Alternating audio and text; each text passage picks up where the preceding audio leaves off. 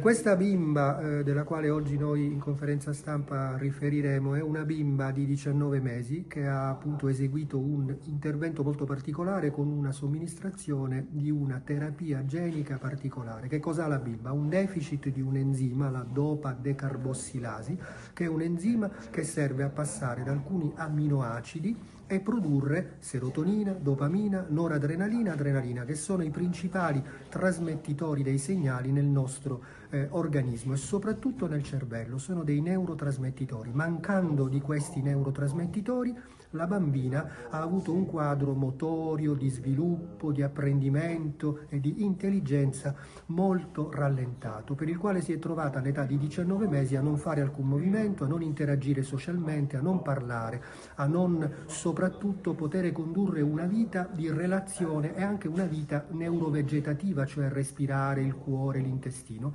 Con la terapia noi abbiamo introdotto un virus dentro il cervello inattivato. Questo virus ha infettato, senza provocare infezione, tutte le cellule neuronali di un posto particolare del cervello, iniettandola dentro al posto del suo DNA, che poteva essere infettivo, un DNA messo lì industrialmente dal punto di vista ingegneristico. Questo DNA ha quindi sostituito la produzione di questa proteina.